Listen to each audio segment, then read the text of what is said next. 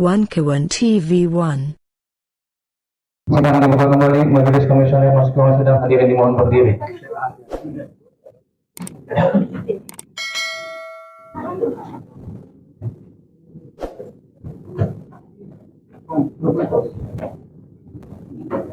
Silakan duduk. Skor sidang saya cabut.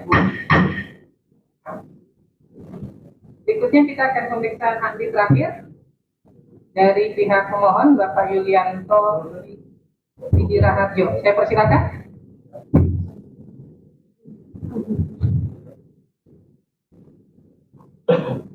Ya.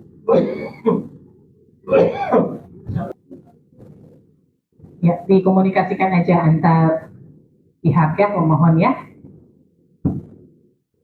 Baik. Untuk ahli Pak Yulianto ya, sehat Pak? Ya, berkenan diambil sumpahnya. Muslim ya Pak ya? Ya.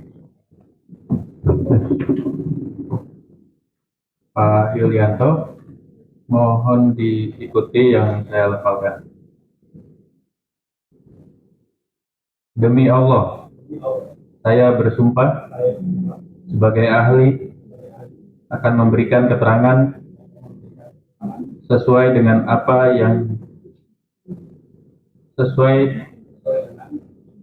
yang didengar, dilihat, atau dialami sendiri dengan sebenarnya, tidak lain dari yang sebenarnya. Baik, Pak Yulianto Widiraharjo, STMSI. Pak, silakan diceritakan atau disampaikan biar pihak pemohon juga tahu. Mungkin untuk pertanyaan majelis diserahkan dulu kepada pemohon karena yang menghadirkan kita juga ingin tahu dalam kapasitas keahlian apa saudara ahli ini dihadirkan. Oke, baik. Saya persilakan dari pihak pemohon. Ya, kami meminta saudara Yulianto ini karena beliau pernah menjadi ketua Komisi Informasi Jakarta tahun 2012 sampai 2016. Jadi beliau memiliki pengetahuan dan pengalaman dalam menghadapi persoalan permohonan informasi itu, data informasi publik itu satu. Yang kedua, sebenarnya walaupun mungkin tidak terkait langsung, beliau juga mengikuti proses dulu sebagai personal proses pencalonan Jokowi ketika mencalonkan jadi gubernur. Jadi komposisi itu akan menarik untuk kita dengar di sidang ini, untuk kita memberikan bukan saja pengetahuan dan pengalamannya sebagai ketua Komisi Informasi, melainkan juga isu-isu mengenai pencalonan pejabat publik itu. Jadi pemohon ini saksi fakta atau ahli? Karena harus dibedakan. Oh, nggak bisa. Di situ ada rekan mungkin bisa membantu menjelaskan juga. Sebagai ahli ya? Ya.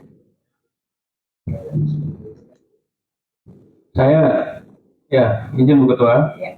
Saya berdasarkan data yang Bapak sampaikan ya, saya mau tanya lagi. Bapak Ketua KI Jakarta, 2012 sampai 2016. Ya, mohon maaf, dari kita rawat yaitu 2012 karena kan di KI periode kepemimpinan itu kemudian dipilah kan. Oke. Paham kan ya? Enggak, maksudnya di KI-nya 2012 sampai 2016. Satu periode kan? Berarti oke, saya acu yang Bapak sampaikan. Berarti Bapak Komisioner KI Jakarta, KI, oke ya, 2012 2016 sampai 2016. Di antara itu ada momen pemilu. ada momen pemilu. Tahun berapa? Momen pemilu itu Pilpres 2014. Nah, Bapak jadi ketua KI terus jadi relawan Pak Jokowi. Sebetulnya bukan sebagai relawan. Waktu itu kita diajak, ada saya, ada Dono. Enggak, Mohon maaf ya, mohon maaf. Enggak, saya langsung aja, nggak usah cerita. di yang apa jejak rekam yang Bapak cantum sendiri 2013, 2014 Iya, Bapak deklarator pendiri Sekretariat Nasional Jokowi. betul. Ini piye nih Pak? Iya, karena waktu Apa, itu Bapak hanya komisioner keinginan dan kali? jelas, tapi saya tidak aktif di dalam lembaga tersebut. Nggak aktif tapi jadi deklarator. Hanya deklarator aja. Deklarator pencalonan presiden kan? Bukan deklarator pencalonan presiden, deklarator apa? Sekretariatnya. Relawan. Deklarator organisasi relawan. Bapak deklarator Sekretariat Nasional Iya, yang isinya relawan semua, relawan ya, relawan semua. termasuk politisi, ya kan? Pasti kan? Iya, Tapi Bapak nggak ikut relawannya? nggak ikut, kan yang sebagai deklarator hanya memicu aja untuk menjadi satu deklarasi seknas. Oke, Itu saya artinya- nggak mau menerjemahkan dan menginterpretasi yang Bapak sampaikan ya. Siap. Cuma saya harus buka ini. Jadi Bapak pada saat menjadi komisioner, Bapak juga sebagai deklarator Sekretariat Deklarator. Nasional. Iya, hanya Ya, deklarator. ini jadi fakta persidangan Bu Ketua. Terima kasih. Baik. Baik, Pak, silakan Bapak paham ya terkait sengketa informasi hari ini, apa informasi yang diminta oleh pemohon kepada pihak termohon ya? Paham. Ya, bisa Bapak ceritakan apa yang mungkin Bapak bisa memberikan masukan gambaran terkait sidang ini? Baik, terima kasih. Ini bukan pertama kali saya menjadi ahli pada sidang Komisi Informasi Sengketa Informasi Publik. Sebelumnya ketika termohon Bonatua Silalahi dengan lembaga kearsipan, saya pun menjadi ahli di dalam sidang sengketa tersebut. Dan ahli saya memang adalah ahli ketentukan informasi publik. Nah, berkaitan dengan sengketa informasi publik yang diadukan oleh Bon Jovi kepada UGM mengenai beberapa dokumen-dokumen yang dimintakan oleh Bon Jovi pelaku pemohon informasi, saya sangat memahami sekali dan saya sangat mengerti bahwa memang dengan pencermatan saya terhadap segala proses kasus ijazah ini, itu saya mengerti bahwa nampaknya badan publik sekarang ini terkesankan menjadi tidak pro publik. Kenapa saya sebut menjadi tidak pro publik atau bahkan membelakangi kepentingan publik? Karena ketika sesuatu hal yang berkaitan dengan pejabat negara, yaitu walaupun pada Undang-Undang Keterbukaan Informasi Publik pasal 17 mengenai informasi yang dikecualikan termasuk pribadi, informasi pribadi, tetapi kan pada pasal 18 ayat 2, begitu hal tersebut menjadi pejabat publik, maka segala atribusi privat daripada pejabat publik tersebut sebenarnya sudah ada menjadi bisa diketahui oleh publik. Itu atribusi privat daripada pejabat publik tersebut sudah menjadi milik publik yang bisa diakses. Itu satu hal. Tetapi kemudian saya melihat bahwa badan publik mempunyai kecenderungan untuk menutupi informasi tersebut dengan beralaskan kepada Undang-Undang Perlindungan Data Pribadi. Walaupun pada perlindungan data pribadi mengenai hal tersebut ada pengecualiannya juga, yaitu pasal 15 daripada Undang-Undang Perlindungan Data Pribadi tersebut, ketika itu berkaitan dengan kepentingan umum maupun penyelenggaraan negara, maka informasi tersebut bisa dapat dibuka. Itu subjek daripada perlindungan data pribadi itu. Tetapi pengendali data pribadi tersebut, dalam hal ini UGM sebagai pengendali data pribadi, itu pun sebetulnya ada pengecualiannya juga, yaitu di pasal 50. Di mana dalam pasal 50 tersebut, ketika itu berkaitan dengan kepentingan umum dan penyelenggaraan negara, maka data-data pribadi tersebut bisa dikecualikan untuk bisa diberikan kepada publik. Jadi kalau di Undang-Undang KIP pasal pengecualiannya pasal 17 dan kemudian pasal 18 ayat 2, di Undang-Undang Perlindungan Data Pribadi ada di pasal 15, yaitu untuk subjek pribadinya, tetapi untuk mengendali informasinya ada juga di pasal 50. Memang kemudian di dalam penjelasan di pasal 15 ada beberapa hal yang seperti memberikan limitasi. Tetapi perlu diingat bahwa dalam adendum hukum kita, ketika hal itu tidak dilarang, maka penjelasan itu sebetulnya bisa juga hal yang tidak dilarang tetap bisa sebagai tafsir dalam hal bagaimana data pribadi tersebut bisa diakses oleh publik. Kalau dalam pasal 50-nya malah jelas. Begitu itu hanya cukup jelas. Jadi udah sangat jelas, tidak perlu dijelaskan lagi. Itulah yang berkaitan dengan informasi-informasi di mana segala dokumen, ada 20 permintaan informasi yang diajukan oleh penjobi kepada termohon dalam hal ini UGM, itu sebetulnya secara kasat mata dan secara itu harusnya bisa diberikan, karena itu merupakan informasi yang terbenar. Dan perlu kita tahu juga bahwa kalau tidak salah ingat 2024 pun sebetulnya UGM itu pernah mendapatkan uang soal informatif tertentu dari KIP, dari Keterbukaan Informasi. Nah, tapi di sini kemudian paradoksnya, kenapa ketika dahulu menjadi lembaga publik yang sempat mendapatkan award, tetapi sekarang malah menjadi lembaga publik yang tertutup menutupi informasi. Pemohon fokus penjelasannya kepada secara keahlian. Baik, siap. Terima kasih. Baiklah. Kalau karena itu maka itulah penjelasan sementara saya. Silakan didalami pada pertanyaan berikutnya. Baik, saya ingin tanya kepada pemohon, kalau kita mengacu ke Undang-Undang KIP pasal 6 terkait hak badan publik, di situ kan ada ketentuan bahwa badan publik berhak menolak kompetisi yang dikecualikan sesuai dengan ketentuan peraturan perundang-undangan atau jika tidak sesuai dengan ketentuan undang-undang, gitu ya. Nah, berdasarkan keahlian Bapak, bagaimana memaknai secara ketat dan terbatas terkait penolakan pemberian informasi akademik oleh perguruan tinggi? Baik, pada informasi mengenai akademik perguruan tinggi sebetulnya itu juga bisa kita rujuk juga pada peraturan Menteri Pendidikan Permendikti itu mengenai soal ijazah, di mana dalam konteks ijazah itu memang ada terkait dengan transkrip dan dokumen pendamping ijazah lainnya, begitu. Sehingga dengan itu ketika kita bicara sejarah ijazah itu bukan cuma selembar ijazah, tetapi ada dokumen dan kemudian dokumen pendamping ijazah lainnya. Ketika ijazah tersebut dinyatakan sebagai terbuka dalam konteks karena beliau menjadi pejabat publik, maka hal-hal yang berkaitan dengan hal tersebut tentunya harus bisa diakses juga oleh publik. Silakan, pemohon. Memperdalam terkait kehadiran ahli.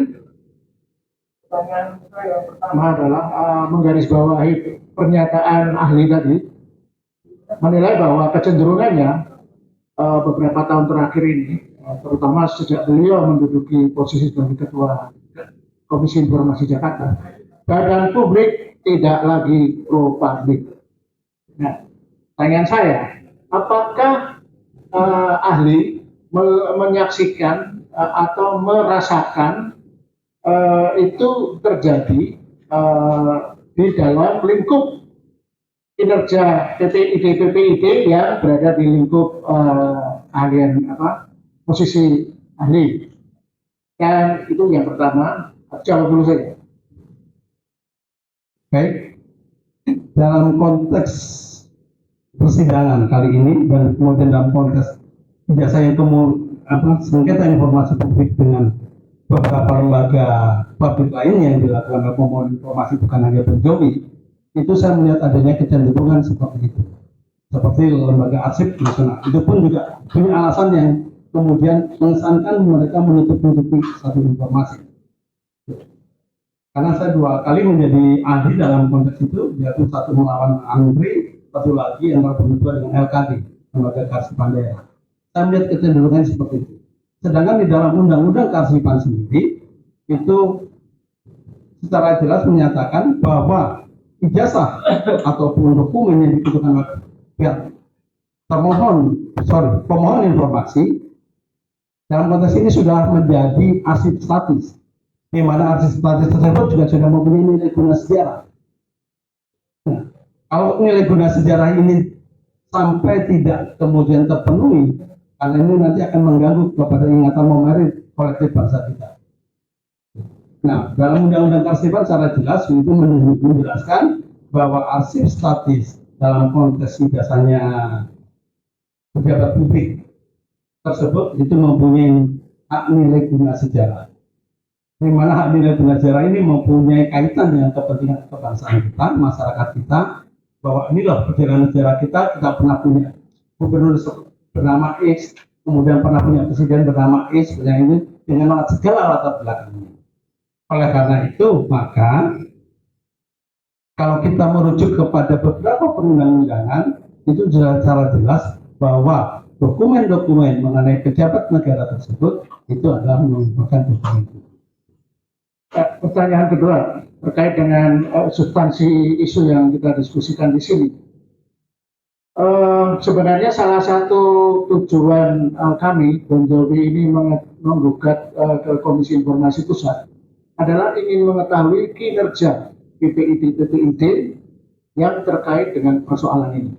Karena mengingat kontroversi kasus ijazah Jokowi itu sudah berjalan, setidaknya sudah berjalan tahun keempat ini. Dan kami prihatin kok negara tidak bisa menyelesaikan soal yang sedemikian mudah sebenarnya. Dari perbincangan diskusi tadi yang pertama, karena menurut kami memang tidak adanya keinginan kooperatif pertama dari pihak subjek mantan Presiden Jokowi untuk mendedahkan keaslian atau menjelaskan keaslian. Nah, dalam konteks ini, kenapa sasaran kami utama adalah UGM? Kami sebenarnya ingin membantu ya keengganan Pak Jokowi untuk menjelaskan keaslian ijazahnya itu dengan mengikuti proses. Makanya kami meminta 20 dokumen ke UGM, karena kan sebenarnya ingin itu. Ya, kalau itu semua nanti bisa ditunjukkan melalui putusan Komisi Informasi, selesai persoalan. Kami tidak ada prasangka asli palsunya, tapi ingin melihat prosesnya ilmiah. Ya.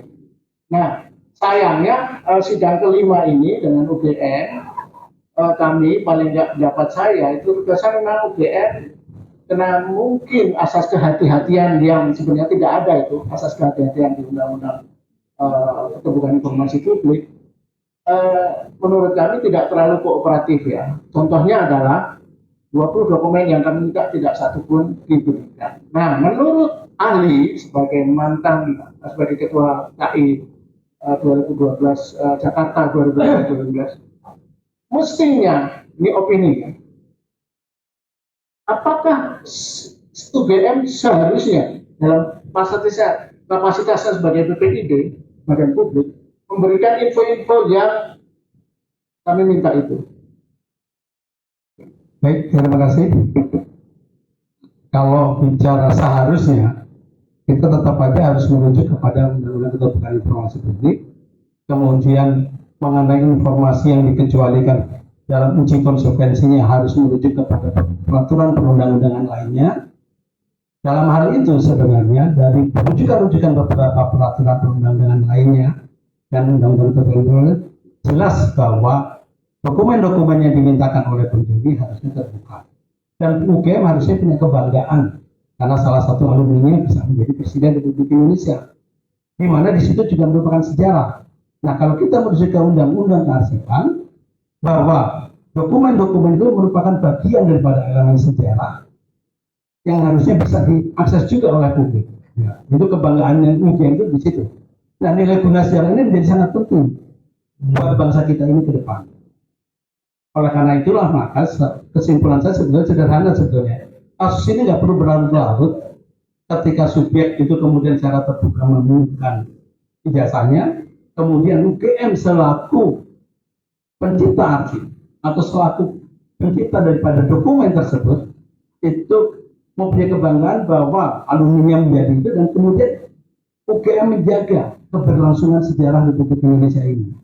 Oke, itulah maka seharusnya UGM tidak perlu sangat keberatan memberikan penutupan informasi yang seperti di sosial media, karena cukup dengan dasar peraturan Undang-Undang Keterbukaan Informasi Publik, peraturan daripada perlindungan data pribadi, kemudian Undang-Undang Kearsipan, kemudian bahkan kalau dengan Undang-Undang Keadministrasian, karena UGM sebagai lembaga publik tidak dia sebagai administrator pemerintahan, sebetulnya itu sudah cukup untuk menyatakan segala informasi yang dimohonkan oleh pemohon informasi untuk bisa diberikan dan terbuka. Ya. Terima kasih untuk ahli. Saya ingin agak umum gitu ya. Jadi soal hak publik, hak masyarakat untuk tahu.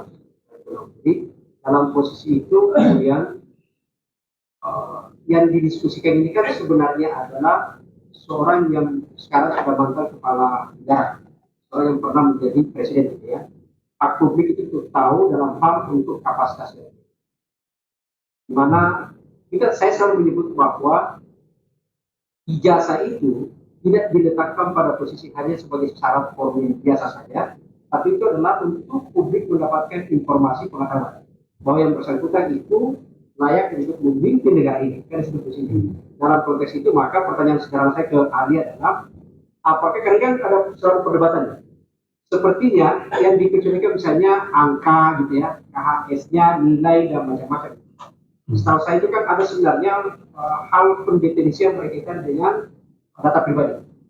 Nah dalam konteks itu, apakah memang sudah berkaitan dengan hak publik untuk tahu itu, apakah masyarakat itu memang hanya untuk bisa tahu bahwa dia lulus, cukup berhasil memberi jasa atau tidak? Justru dia tidak penting untuk mengetahui nilainya gitu. Itu kan ini yang agak ini gitu ya. Sehingga pertanyaan saya sebenarnya adalah perdebatan yang terjadi sekarang ini bagi kami dengan UGM adalah hal yang dikecualikan itu berkaitan dengan soal yang secara umum disebut data pribadi selain nama, selain tanggal lahir gitu ya. Juga berkaitan dengan nilai pada saat kuliah gitu ya. Itu termasuk sampai harus ditutup. Bagi kami adalah itu hal kalau di prinsip kami justru itu adalah substansi yang harus kami tahu. Nah dari yang pada akhir itu penting kita tahu itu. Baiklah, ini menurut pandangan saya sebagai ahli hubungan informasi publik bahwa berbicara berkaitan dengan undang-undang perlindungan data pribadi, undang-undang perlindungan data pribadi itu kan sebetulnya mengklasifikasikan bahwa untuk data pribadi ada dua, yaitu yang sifatnya spesifik seperti kesehatan, biometrik dan lain-lain. Ada juga yang sifatnya umum seperti nama segala, nama agama segala, itu kan semuanya sifatnya umum. Dan dari dua sifat dari perlindungan data pribadi tersebut sebetulnya itu kan dikukuhkan juga oleh pasal 18 ayat 2 karena beliau menjadi pejabat publik, sehingga segala hal yang berkaitan dengan atau prinsip privat beliau itu sudah menjadi kepentingan publik. Nah berkaitan dengan tadi yang disampaikan bahwa seperti ada nilai mungkin IPK mungkin apa itu kan saya sudah sampaikan dalam peraturan Menteri Pendidikan Tinggi tahun 2017 pasalnya saya nggak itu secara jelas menjelaskan bahwa ijazah itu kan bukan hanya sekedar selembar, tetapi ijazah itu mempunyai kaitan satu dengan transkrip nilai dengan kemudian dokumen pendamping ijazah lainnya. Artinya begitu dokumen pendamping ijazah lainnya kan bukan cuma satu dokumen, ada banyak hal, ada KRS, ada KHS, ada kemungkinan mungkin dokumen yang berkaitan dengan KKN, semuanya itu pasti harusnya ada. Karena itu masuk dalam kategori dokumen pendamping ijazah lainnya. Itu berdasarkan peraturan Menteri Riset dan Dikti tahun 2017. Sehingga dengan begitu, karena itu berkaitan, maka hal tersebut sudah menjadi atribusi publik, sudah menjadi milik publik. Artinya penegasan, artinya nilai pun sebenarnya itu adalah hal yang harus dibuka. Iya. Karena kan sebelumnya misalnya KPU kan menyebut ijazah SMA itu kan tidak ini karena lembar di belakangnya ada nilai gitu ya. Oke. Yang kedua, ini berkaitan dengan uji konsekuensi. Saya akan masuk sedikit di berkaitan soal uji konsekuensi ya. Uji konsekuensi ini, terima kasih karena ujian sudah ada uji konsekuensi. Tapi pemahaman kami uji konsekuensi kan harusnya memberikan gambaran penilaian terhadap dampak kalau itu memang harus dibuka. Kalau itu dibuka dan tidak dibuka. Menurut ahli sesungguhnya untuk mengukur dalam uji konsekuensi itu apakah ini harus dibuka dan tidak dibuka seperti apa? Jadi begini, badan publik sebelum menetapkan informasi yang dikecualikan harusnya membuat sebuah daftar informasi publik, termasuk juga sebenarnya daftar informasi yang dikecualikan cuma disimpan tersendiri gitu. Nah berkaitan dengan daftar informasi yang dikecualikan, badan publik punya kewajiban untuk melakukan uji konsekuensi, bertimbang dan menguji informasi tersebut dengan rujukan pada undang-undang yang terkait. Jadi bisa dengan undang-undang katakan mengenai KTP dengan undang-undang Admindu, kemudian mengenai kesehatan misalkan, bisa juga dengan undang-undang perlindungan data pribadi. Gitu. Itu uji konsekuensinya di sana. Gitu. Termasuk ijazah mungkin karena ini ijazah ini berkaitan dengan undang-undang Sisdiknas. Harusnya ketika melakukan uji konsentrasi ada rujukan-rujukan terhadap perundang-undangan yang terkait dengan apa informasi yang dikecualikan yang kemudian bisa diberikan akses kepada publik secara bukan berarti ditutup sepenuhnya, tapi bisa diberikan aksesnya kepada publik secara terbatas. Maka di dalam peraturan Komisi Informasi soal informasi yang dikecualikan, hal yang terbatas itu beberapa informasi yang dianggap sensitif itu bisa ditampilkan atau diblurkan. Syarat itu Pak, tadi Bapak mengatakan nilai informasi terbuka, jadi nilai itu informasi terbuka dalam konteks sebagai pejabat publik. sebagai pejabat publik. Iya, karena kan dalam pasal 18 sudah jelas, di 18 itu ada pasal 1 jagat. Dan perlu diingat juga bahwa Pak Jokowi, bahwa itu sampai sekarang kan kita tidak mengenal istilah mantan presiden lagi. Presiden ke-7 itu tetap, karena dia masih tetap mempunyai hak untuk mendapatkan pengamanan dari negara. Nah, sejauh mana kemudian terkait perlindungan data pribadi, kapabilitas seseorang itu harus dilindungi gitu. Itu kan kalau kita mengacu ke pasal 17 saja kan itu ada tuh terkait kapabilitas seseorang atau hasil-hasil evaluasi. Betul. Artinya di Undang-Undang KIP sendiri kan ada yang namanya ketat dan terbatas. Gitu. Ya. Gimana Nah, Bapak menafsirkan itu? Di dalam pasal 18 itu jelas itu kan ada unsur itu udah itu 1 jagat. Tetapi kemudian di Undang-Undang Perlindungan Data Pribadi itu pun di pasal 50 karena berkaitan dengan hal ini kan pengendali data pribadi. Pengendali data pribadi ini dalam hal ini adalah UGM. Oleh karena itu di dalam pasal 50 kemudian proses pasal 50 sudah ada perlindungan data pribadi.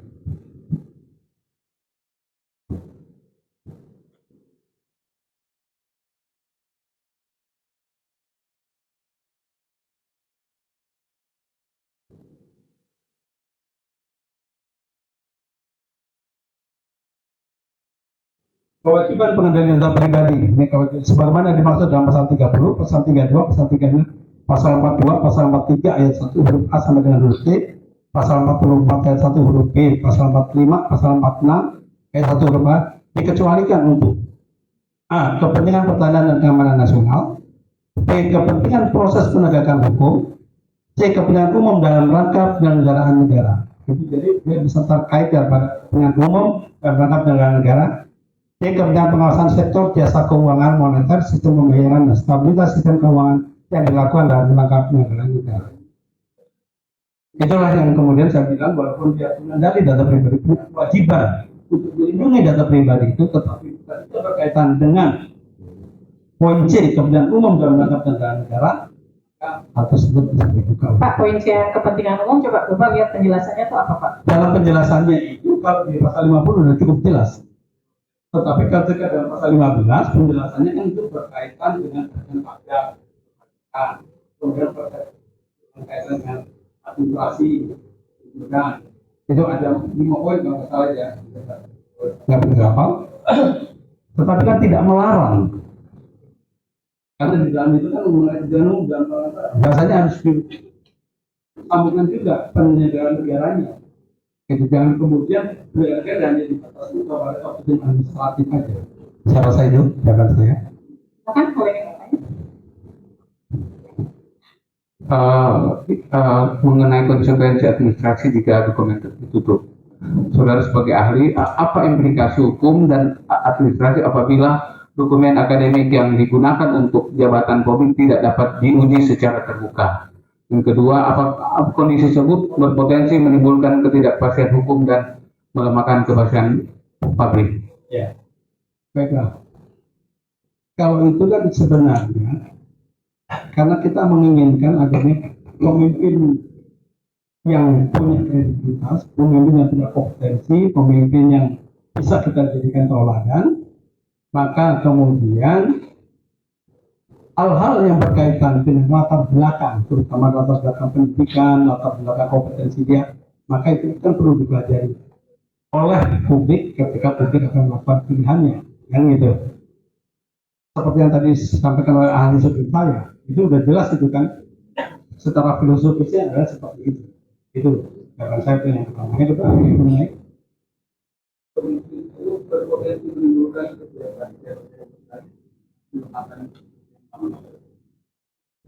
ya itu merupakan satu konsekuensi apabila itu tidak sudah dinyatakan tertutup, tentunya kan publik akan menjadi ragu-ragu.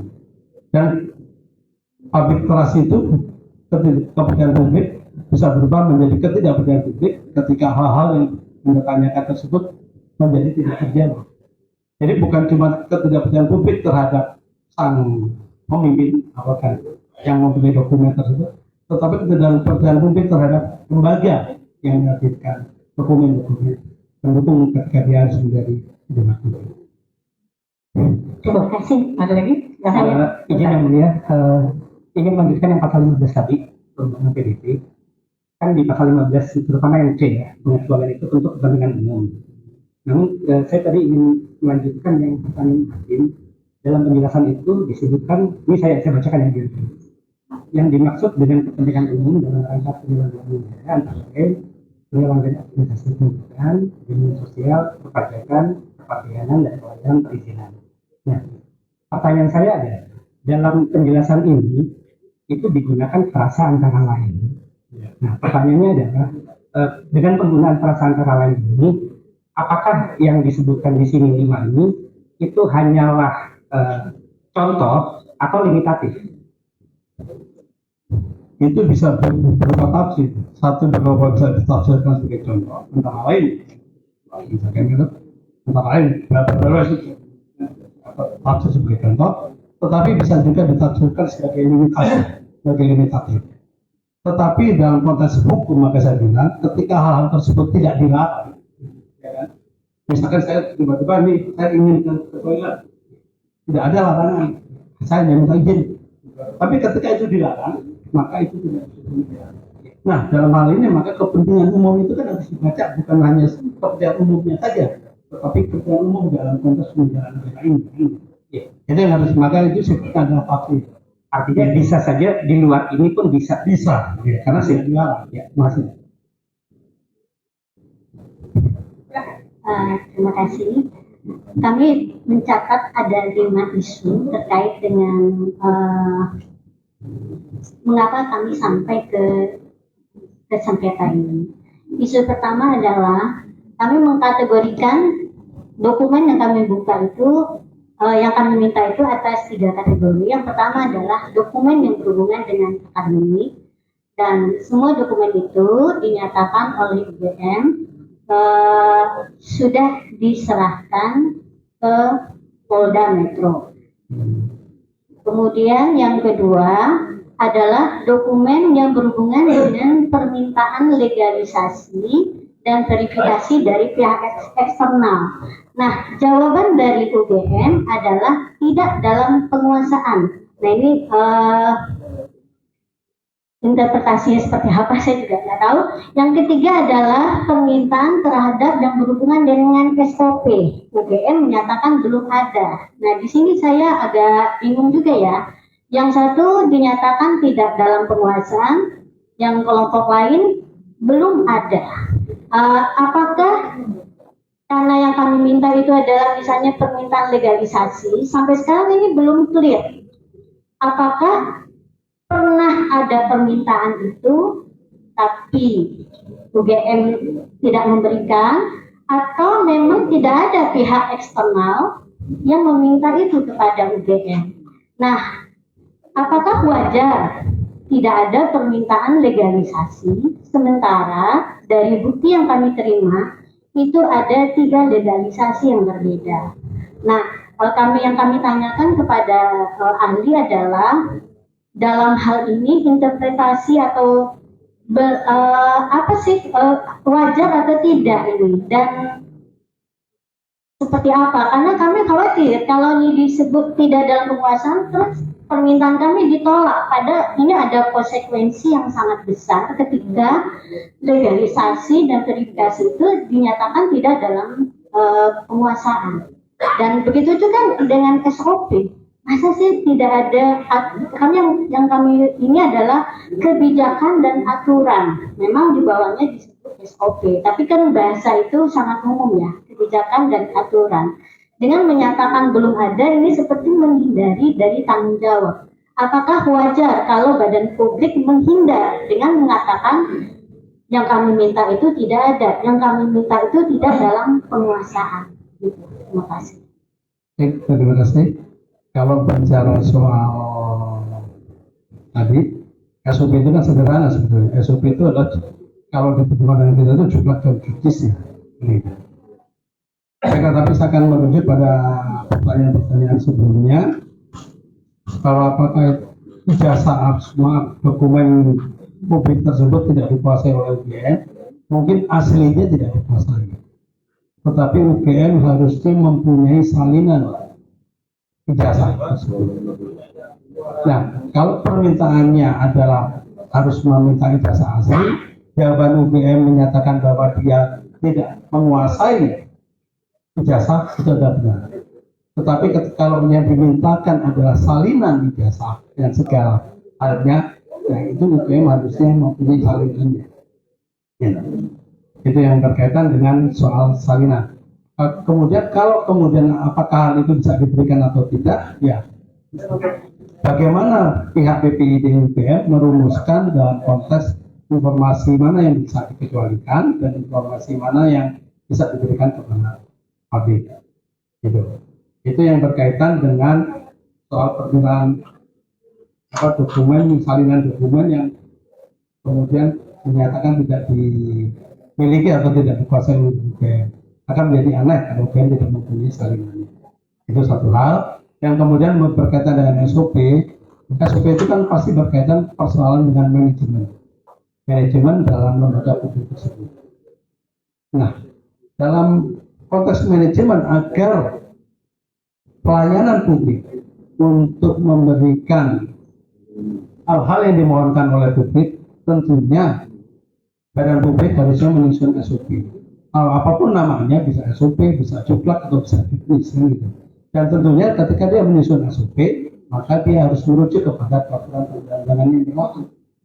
Dan SOP itu ditandatangani oleh atasan PPID sehingga bisa pelaksana PPID itu tinggal mengacu kepada SOP yang ada dalam konteks bagaimana mereka bisa melayani kepentingan publik dan melayani kepentingan pemohon informasi. Saya rasa itu jawaban saya. Sebenarnya ada yang belum dijawab, Ya, bahwa permintaan legalisasi dari pihak yang memiliki ijazah tersebut, UGM menyatakan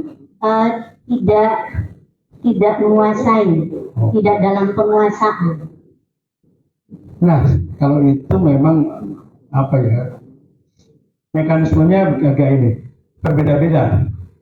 Ada legalisasi yang dimintakan harus dengan surat. Ada legalisasi yang kemudian datang minta dengan fotokopi kemudian dicabut.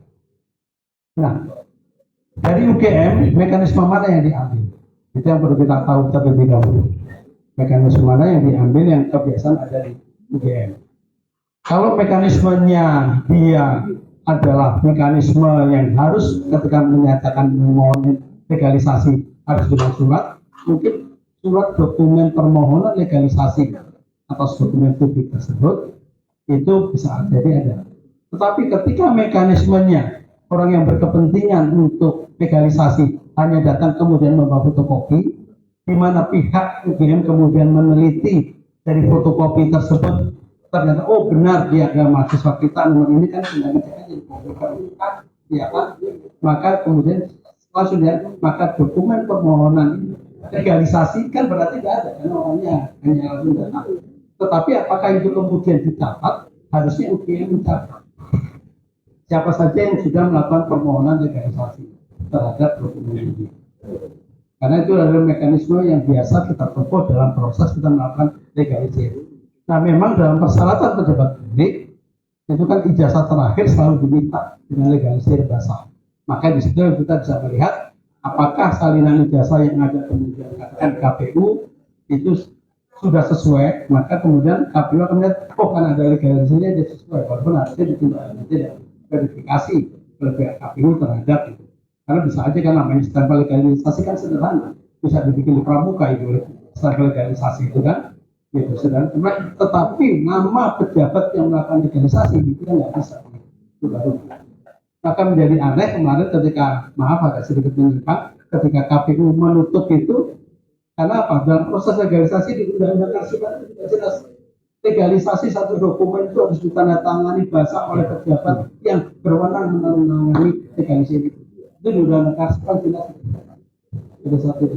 Sehingga ketika itu ditutup, maka kita akan bisa meragukan benarkah dokumen salinan dokumen yang dilegalisir itu sudah dilegalisir oleh pejabat yang punya kewenangan untuk melakukan legalisasi.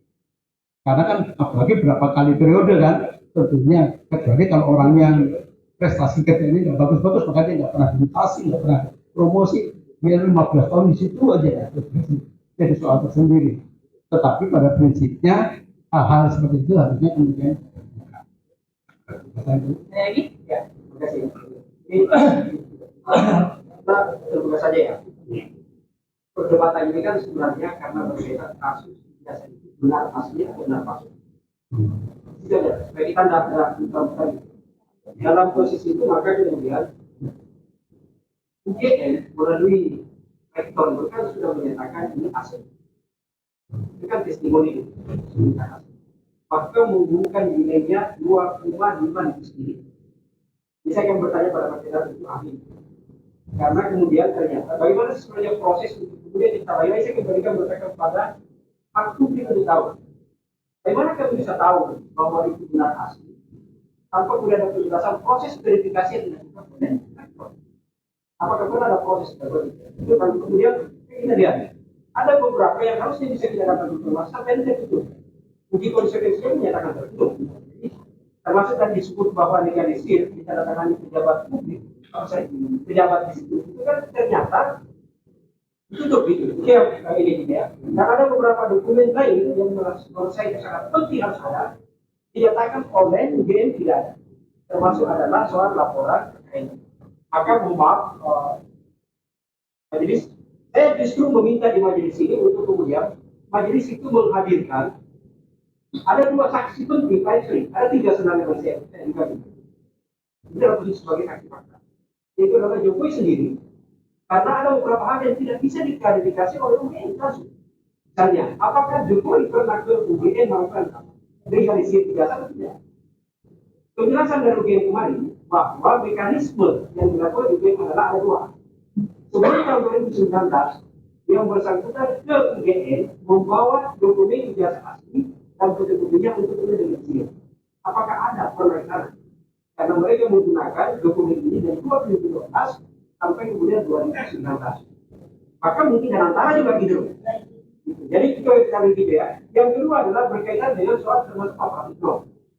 Dan yang ketiga itu adalah partai musuh karena partai sebenarnya itu pada publik. Ini menurut saya jadi perlu lanjut. Partai itu pada publik. Majelis, ini kan ahli yang sedang dihadirkan. Pertanyaannya merujuk pada ahli. Ini sudah terlalu banyak nama yang disebut, tidak ada hubungannya dengan sengketa yang dimintakan, permohonan informasi yang dimintakan. Jadi untuk lebih efektif persidangan kita, majelis mohon bisa langsung aja ya, ini banyak pertanyaannya. Pertanyaan saya jadi sebenarnya tadi adalah itu berkaitan dengan soal legalisir dan berkaitan soal pernyataan dari rektor itu. Karena ada beberapa dokumen yang diminta. Ini soal informasi, Pak. Ada beberapa dokumen penting, Bapak tidak percaya. Apakah Bapak tidak ada? Lalu bagaimana kalian kemudian bisa percaya pada pernyataan itu? Apa nanyanya ke ahli apa ke pihak termohon nih? Ke ahli kan? Ya. Mereka membantah, Pak. Ya baiklah, kalau gitu saya jawabnya, saya sudah bisa menarik kesimpulan dari apa yang diuraikan oleh pemohon informasi, oleh pihak pemohon. Kalau kita bicara pernyataan, sah-sah saja rektor membuat pernyataan. Karena dia sebagai pejabat publik, pimpinan daripada badan publik UGM. Tetapi kan pernyataan tersebut harus didukung oleh dokumen-dokumen yang kemudian membenarkan apa yang dinyatakan oleh rektor tersebut. Nah, dokumen-dokumen itu kan ternyata memang urutannya ketika saya lihat itu kan sudah dimintakan informasinya oleh pihak pemohon informasi. Nah, tinggal dari jawaban daripada pihak UGM ketika permohonan informasi berkaitan informasi publik yang dimohonkan seperti yang tadi saya utarakan itu agak terbuka, ya silakan diberi. Adapun kemudian penelitian mengenai apakah yang disampaikan rektor itu benar atau tidak, silakan dinilai dari jawaban dan dokumen informasi publik yang diberikan oleh pihak pemohon informasi publik kepada pemohon informasi publik. Hanya itu aja. yang bisa kita lihat. Kalau pernyataan ya sah-sah aja, rektor membuat pernyataan seperti apapun. Cara saya itu jawabannya, majelis. Baik, ya, Saya silakan minta Pak. ahli di situ yang ada hubungannya dengan dokumen yang kita minta. Memang ada 20 dokumen. Ini salah satunya ada yang disampaikan adalah masalah KKN-nya saudara Joko Widodo. Di persidangan ini, persidangan ketiga, keempat kemarin itu disampaikan kalau KKN-nya Joko Widodo ini mulai dari program, terus laporan, maupun info-info yang lain seperti foto-foto yang dia tidak ada sama sekali. Yang ada hanya nilai daripada Joko Widodo mempunyai nilai dalam hasil dari KKN-nya. Nah sebenarnya kan kalaupun cuman itu yang ada di Fakultas Kehutanan, mungkin dokumen-dokumen yang lain sudah hilang karena memang juga sudah lama. Tapi kan program KKN itu kan bukan program satu fakultas, adalah program yang melibatkan sekian orang dari beberapa fakultas. Yang tentunya kan informasi ini kan tentunya bisa didapat tidak hanya di Fakultas Kehutanan yang disampaikan, itu tidak ada. Nah, pada saat program untuk KKN ini di suatu desa, katakanlah di situ ada Fakultas Kehutanan berapa orang, kemudian Fakultas Pertanian atau Ekonomi atau Teknik yang ikut ada di sana, itu kan masih di bawah lingkup Universitas Gadjah Mada. Apakah sebagai mantan daripada Komisi Informasi bisa minta melanjutkan untuk mencarikan dokumen KKN-nya orang-orang yang mahasiswa yang ada pada tahun, kalau nggak salah disebutkan tahun 1983 waktu itu, yang bersama-sama dengan saudara Joko Widodo. Saya pikir ini bukan satu yang susah, asal ada memang ada satu permintaan ya dari satu tentunya di informasi Komisi Informasi ini untuk meminta Universitas Gadjah Mada untuk mencarikan dokumen yang hubungannya dengan saudara Joko Widodo ini terkait dengan teman-teman yang lain di fakultas yang lain. Apakah ini juga bisa dilakukan, saudara ahli? Baiklah, terima kasih. Kalau saya berpikir dan kemudian mencoba mencermati dokumen-dokumen lain selain hal yang berkaitan langsung dengan kepentingan pencalonan sebagai pejabat publik, itu kan nanti akan terbentur juga pada persoalan arsip dan status arsip daripada dokumen tersebut.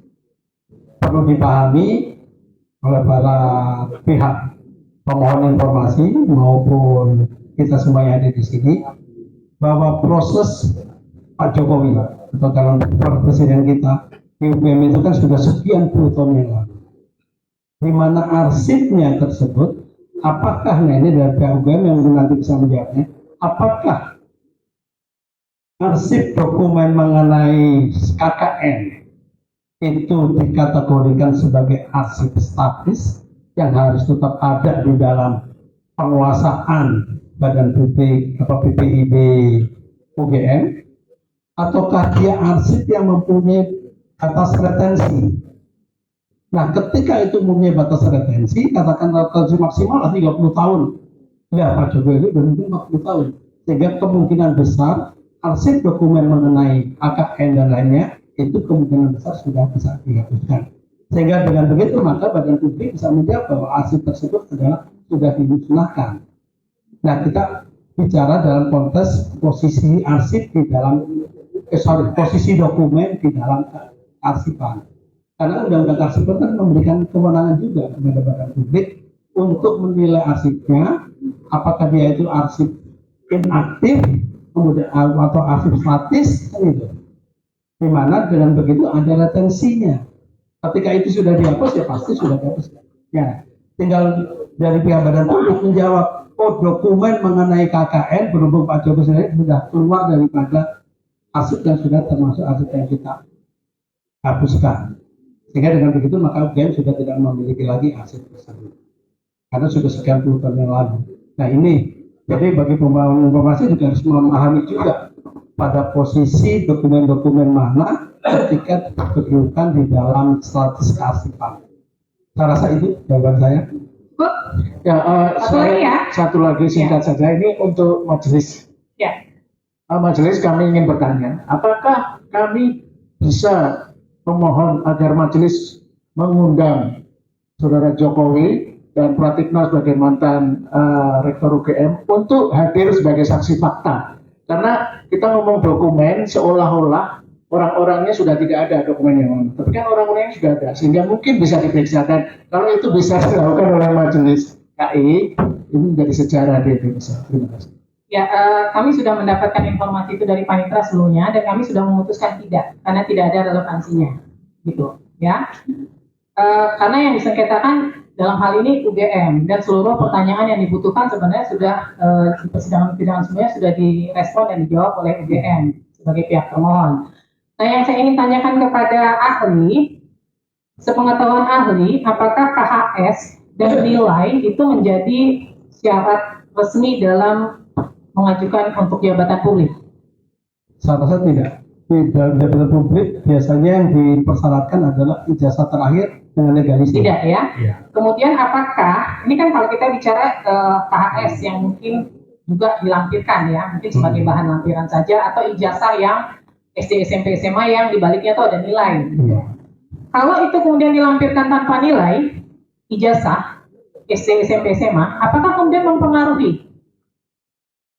Seperti ijazah, sepengetahuan saya ketika ijazah kan nilainya ada di belakang itu kan. Sehingga legalisirnya adalah pasti itu berkaitan juga dengan legalisir nilai yang ada di dalam ijazah. Ya, nah ketika berkaitan tadi Seperti mungkin seperti transkrip nilai. Kalau ijazah Ya. SMA kan bisa dibalik. nah ketika ijazah ketika nilai kemudian tidak menjadi syarat resmi untuk jabatan publik, apakah kemudian dia menjadi informasi terbuka yang harus dibuka oleh pejabat publik kepada masyarakat gitu. Kalau kemudian itu menjadi informasi terbuka, nah sebatas mana kemudian pejabat publik juga punya hak terhadap informasi pribadinya? Karena kalau kita bicara keterbukaan informasi itu tidak telanjang. Ya ada batasan-batasan juga terhadap pengecualian gitu. Nah sejauh mana kemudian informasi terkait data pribadi pejabat publik itu dilindungi? Informasi yang dikecualikan kan juga tidak berarti publik tidak boleh mengakses.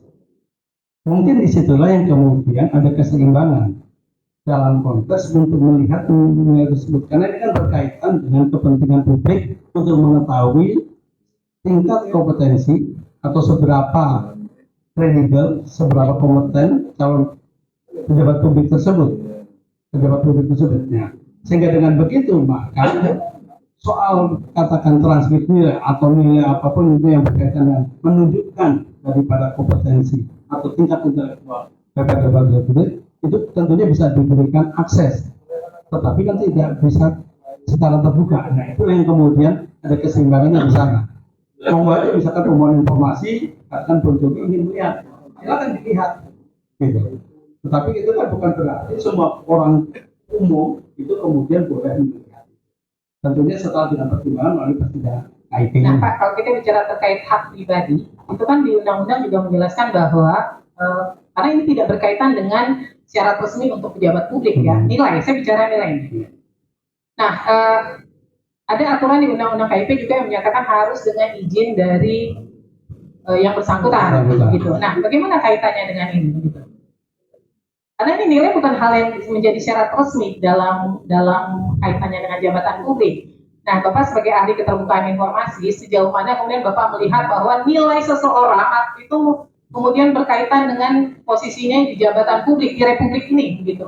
Ya, memang. Tetapi kalau saya kan melihat bahwa ijazah itu adalah mempunyai dokumen pendamping yang tadi saya sampaikan. Dimana kalau kita melihat ijazah bukan hanya selembar ijazahnya aja. Makanya ketika kita menjadi pejabat publik, ketika kita melampirkan ijazahnya, biasanya kita kemudian akan melampirkan juga transkrip nilai daripada itu.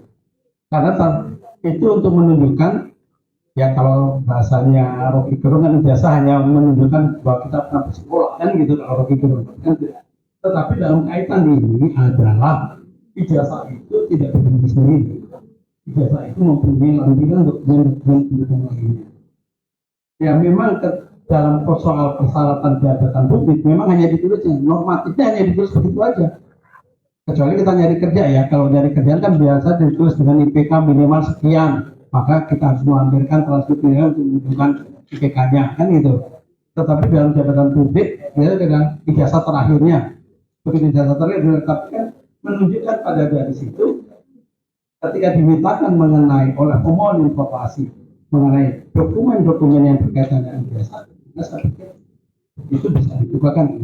Baik, satu lagi pertanyaan saya Pak, tadi menyangkut SOP, tadi yang disampaikan oleh pemohon. Dari dalam fakta persidangan, pemohon memang mengatakan tidak memiliki SOP. Yang ada adalah buku panduan. Nah, menurut Bapak, beda SOP dengan buku panduan itu apa Pak? Beda nggak kira-kira atau sama? Kalau saya pikir, makanya saya bilang, buku panduan itu kan pasti berisikan mengenai bagaimana panduan untuk melayani pemohon informasi, melayani publik. Panduannya ketika menerima harus seperti ini, dokumennya seperti ini kan begitu urutannya. SOP itu punya kecenderungan seperti itu juga, tetapi SOP menjadi lebih lengkap karena apa? Rujukannya bukan cuma sekedar proses mekanisme, tetapi ada rujukan-rujukan yang sifatnya dari peraturan perundangan lainnya. Nah, makanya kalau buku panduan saya lihat itu hanya sekedar bagaimana mekanisme atau alur untuk pelayanan publik. Tetapi ketika SOP itu setiap alur layanan publik harus ada dasar hukumnya. Gitu.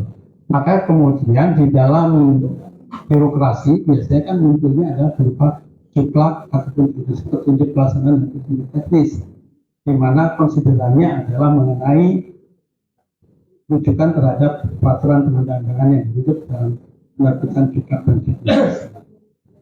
Baik, pihak pemohon ada yang ingin ditanyakan? Silakan.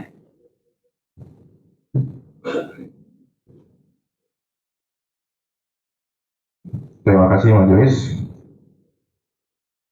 Saudara ahli, masih ingat ya saudara ahli ya, dulu kita di Komisi Informasi DKI ya. Baik, saudara ahli apakah memiliki keahlian di bidang undang-undang perlindungan data pribadi? Mungkin jurnal, penelitian, atau bagaimana macamnya terkait dengan perlindungan data pribadi? Tidak. Tidak ya, berarti keterangan ini hanya sebatas keahlian ahli yang menjabat sebagai Ketua Informasi DKI Jakarta. Betul ya? Artinya terkait dengan tafsir-tafsir pasal 15, pasal 50 Undang-Undang Perlindungan Data Pribadi itu ahli tidak punya keahlian untuk menerangkan pasal tersebut ya? Ya. Betul ya? Jadi gini. Karena pasal 15 itu tidak bisa ditafsirkan karena bukan mimpi ya. Karena di dalam hukum kita bilang itu lex serta, apa yang sudah dinyatakan secara jelas tidak untuk ditafsirkan. Di dalam pasal 15 sudah jelas apa yang dimaksud dengan kepentingan umum dalam penyelenggaraan negara, itu tidak dipecah-pecah kepentingan umum penyelenggaraan negara, tapi jadi satu kesatuan, tetapi dijelaskan dalam penjelasan bahwa itu limitatif. Baik, berarti karena ahli tidak mempunyai kompetensi untuk menjelaskan tersebut, saya mohon untuk tidak menjelaskan dengan tafsiran-tafsiran. Demikian. Pertanyaan saya, ini akan merujuk pada formil dan material. Anda sebagai ahli, dulu adalah mantan Ketua Komisi Informasi, saya akan berbicara terkait dengan formil. Apa yang Anda ketahui terkait dengan daluarsa atau jangka waktu permohonan pengajuan sengketa informasi? Masih beda lagi. Mohon maaf, mohon izin ahli sebelumnya. Ya, kalau dalam proses pengajuan informasi kan memang ada timeline-nya. Ada timeline, kapan permohonan informasi diajukan, kemudian kapan mendapatkan jawaban, kemudian dari jawaban tersebut kemudian dari pihak pemohon informasi itu apakah puas, kalau puas ya dia berhenti dengan jawabannya ada, kalau tidak puas dia kemudian mengajukan kembali atau kemudian mengajukan kepada komisi informasi untuk dilakukan kan gitu. Timeline-nya itu udah seperti itu. Adapun mengenai hari-harinya saya agak lupa waktu kan udah sekian tuh. Karena ini kan keahlian ahli kan Siap, di komisi informasi nih, makanya saya bertanya terkait dengan hukum acaranya. Yang ahli ketahui terkait dengan jangka waktu mengajukan permohonan informasi itu diatur di mana? Di undang-undang keterbukaan informasi publik kan diatur. Ya. Terkait dengan aturannya berbicara tentang apa jangka waktu untuk mengajukan permohonan informasi itu ke komisi informasi? Setelah pemohon informasi merasa tidak puas dengan jawaban daripada badan publik. Apakah dibatasi oleh jangka waktu tertentu? Dibatasi oleh jangka waktu. Apakah itu yang dimaksud dengan daluarsa ketika dia sudah tidak masuk jangka waktu lagi, berarti dia dinyatakan daluarsa atau tidak berhak untuk mengajukan permohonan informasi? Ya, kedaluarsa itu kan dalam pengertian ketika permohonan informasi yang pertama katakan mungkin melewati batas waktu yang sudah ditentukan, dia kemudian tidak bisa. Tapi kan dia bisa mengajukan ulang dalam hal Baik, berarti seharusnya diajukan ulang. Tetapi dari sudut pandang peraturannya sendiri, saya bantu ya ahli itu ada di dalam perki. Di dalam perki dinyatakan dalam peraturan komisi informasi itu memang salah satu yang harus diperiksa dahulu itu adalah jangka waktu pengajuan. Apabila lewat jangka waktu pengajuan, konsekuensinya apa, saudara ahli? apabila lewat jangka waktu pengajuan daripada permohonan informasi. Ya biasa sidang itu tidak boleh komisi informasi kemudian akan menolak pengajuan tersebut. Baik, apakah di dalam putusan sela atau di dalam putusan terakhir gitu, dalam pemutus? Itu dalam putusan sela. Dalam putusan sela, terima kasih. Saya berarti itu tidak memenuhi ya. Cukup dari kami majelis. Dari pemohon ada lagi? Ya, saya dulu. Ya, saudara ahli. Kita clearkan ya bahwa penjelasan walaupun tadi sudah ditegas oleh majelis bahwa yang disampaikan itu tidak bias ya, karena melihat histori saya juga kaget tadi pada saat menjabat sebagai komisi informasi melekat kepada walaupun deklarator kan berarti mengarah kepada karena disebutkan itu di ketentuan bahwa tidak boleh berkaitan dengan badan publik gitu kan, tapi saya kaget juga memperlihatkan kredibilitas pemimpin ya kan. Mohon maaf nih, saya mau tanya juga apa yang menurut ahli esensi yang harus diperhatikan ketika itu dikatakan informasinya dikecualikan, karena bisa saja di satu sisi badan publik juga mengatakan informasi dikecualikan, tetapi mungkin di secara ketentuan itu beririsan, tidak jelas masuk ke mana. Itu menurut ahli bagaimana? Apa esensi yang harus dipenuhi? Saya ulang mungkin dengan dasarnya informasi yang dikecualikan untuk karena ahli kan pernah menjadi komisi. Boleh jadi ini ketika uji konsekuensi nggak sesuai gitu. Itu apa yang harus diperhatikan? Yang harus diperhatikan tentunya ketika melakukan uji konsekuensi adalah rujukan daripada badan publik untuk melakukan uji konsekuensi itu. Ya kan seperti tadi saya pernah sampaikan bahwa untuk badan publik itu kan dia harus menyiapkan daftar informasi publik yang tersedia oleh PPD, dan kemudian tentunya ada hal lain selain daftar informasi, tentunya ada informasi publik yang dikecualikan, di mana kemudian informasi publik untuk dinyatakan dikecualikan itu harus melalui uji konsekuensi, kan begitu? Oleh badan publik tersebut, oleh PPD melakukan konsekuensinya, sehingga kemudian dinyatakan bahwa informasi tersebut adalah informasi yang saya pikir di situ. Ya, waktu saudara ahli katakan bisa bercerita nggak keahlian pada saat melihat hasil uji konsekuensi ini bisa dipenuhi atau tidak, atau ini bisa waktu sengketa ini bisa diterima atau tidak, apa yang menjadi dasarnya? Dasarnya adalah apa? Pertama ada dasar kebenaran publiknya. Itu apakah ketika informasi yang kita nyatakan dikecualikan itu mempunyai manfaat buat publik atau tidak, lebih besar untuk kepentingan publik atau tidak. Yang kemudian yang keduanya rujukannya undang-undang mana yang menyatakan bahwa kemudian informasi tersebut tetap kategori untuk menjadi informasi yang dikecualikan. Kalau misalnya informasi itu tidak ada dijelaskan di salah satu undang-undang itu, tapi dari sisi kepatutan itu tadi kaitannya akan lebih banyak mudaratnya ketika itu dibuka. Itu bagaimana saat melihatnya sebagai waktu? Sebagai badan publik punya kewenangan untuk menetapkan itu, karena dia punya unsur kewenangan, istilahnya kewenangan subjektif dia.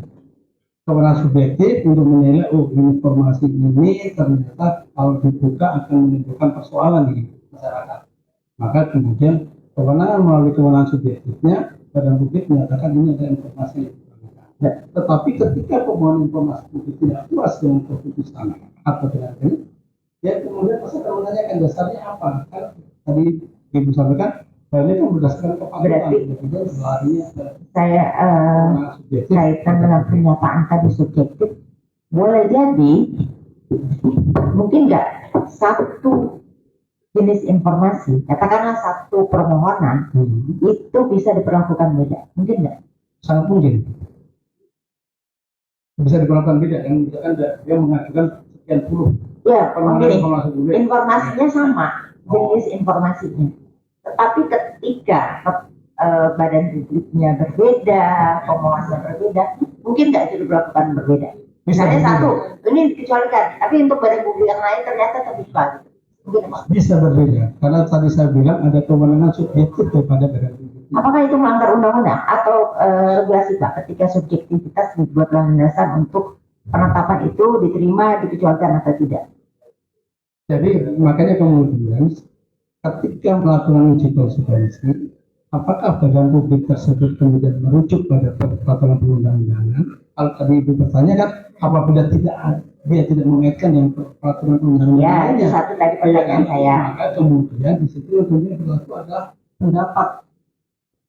Dia pendapat daripada badan publik tersebut, yang kemudian yang bagi bahasa saya adalah kewenangan subjektif untuk menyatakan informasi tersebut sebagai artinya masih bisa dipertimbangkan. Masih bisa dipertimbangkan. Sepanjang itu melihat dari hal yang lebih besar.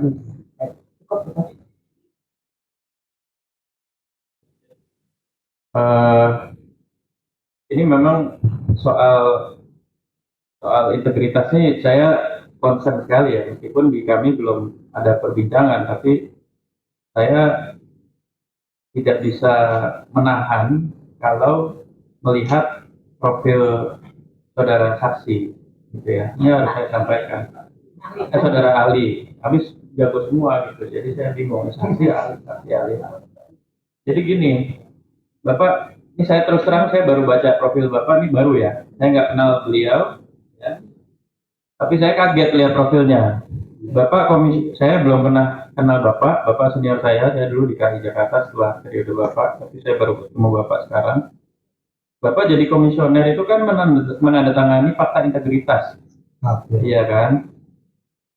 Bapak saya lihat di time series-nya itu, ya tadi jadi deklarator tim Pak Jokowi. Saya nggak baca Jokowi karena saya terbiasa sebut nama pakai Pak ya Pak. Jadi deklarator pada saat jadi komisioner. Komisioner itu pasti ada program memonitoring dan mengevaluasi badan publik yang ada di lingkungan DKI, termasuk gubernur pada saat itu. Gubernur pada saat itu Pak Jokowi. Iya. Ya kan? Terus Bapak tiba-tiba jadi deklarator dukungan politik. Ya kan? Terus Bapak sekarang menggugat soal ijazah. Ijazahnya waktu itu, ya maksud saya gini, Bapak terlalu membingungkan. Sebagai seorang saksi, sebagai seorang ahli, bicaranya seperti pihak. Saya mau bilang begitu ya, tapi saya beneran slip of tongue gitu. Jadi gini, Bapak kan memonet gubernur, ada OPD yang Bapak monet. ada badan publik termasuk diantaranya KPU DKI yang setali nih satu renteng sama UGM di registernya Ibu Leoni DKK ya. Ini terus terang jadi membingungkan gitu Pak. Bapak waktu itu terlibat dalam satu proses politik praktis, posisinya sebagai komisioner, ya itu nggak bisa di-split tuh Pak. Bapak waktu itu ketua lagi, ya. Ya waktu itu Bapak dukung salah satu pimpinan badan publik di lingkungan yang Bapak monitor. Jadi sebelum saya bicara sama ibu-ibu terhormat majelis, Bu Ketua, Bu anggota majelis, saya izin menyampaikan ini secara terbuka karena ini fakta persidangan. Saya tidak bisa menerima persaksian Bapak sebagai ahli, gitu. Tapi dengan segala hormat saya kepada Bapak, ya senior yang sudah sangat berjasa di Komisi Informasi. Tapi di persidangan ini nggak bisa. Mungkin di persidangan lain saya ini ya. Dan ibu bapak ini juga mengikuti saya di persidangan sebelumnya, tahu gimana saya ya. Saya nggak ada urusan apa-apa. Jadi saya susah gitu. Kalau nggak ngomong begini saya susah. Tapi bapak dengan segala keahlian bapak, mungkin di persidangan lain, di register akun lain, oke. Saya juga menghormati pandangan-pandangan bapak, termasuk yang terakhir, meskipun yang terakhir ada perspektif lain, perspektif 13 ya. Pergi 113, Bapak waktu itu belum muncul perginya. Belum. Iya, jadi nanti mungkin ada Ibu Ketua. Cuma saya menggunakan kesempatan dan hak saya sebagai majelis, sebelum ada perbincangan, saya nggak mau pandangan Bapak masuk ke pertimbangan putusan kami. Ini dengan segala integritas yang saya punya. Terima kasih. Ya, ada lagi dari, saya rasa cukup kali ya. Cukup ya, kita masih ada 4 sidang lagi kami ini. Jadi Baik, terima kasih Bu Ketua. ya tidak berlarut-larut ya, kalau saya mesti tarik nafas dulu soalnya. Iya. Ada 2 orang kok di situ. Ya, jadi saya ucapkan terima kasih kepada Pak Yulianto sudah berkenan hadir untuk memberikan kesaksian sebagai ahli pada persidangan hari ini. Saya persilakan untuk kembali ke tempat. Ini KTP-nya saya kembalikan Pak ya. Ya udah selesai.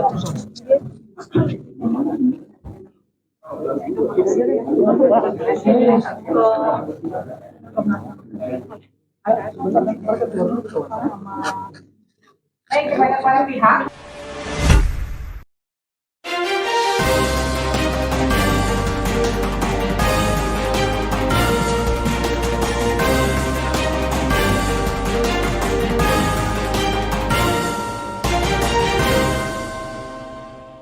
One Kawan TV 1